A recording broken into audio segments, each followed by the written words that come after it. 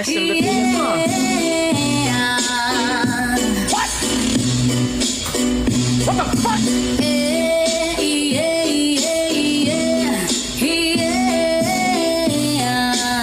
Grabe, masyadong ginalingan. Patilya, syempre mga yan o tumuka pagod makijaming lang nga tanan.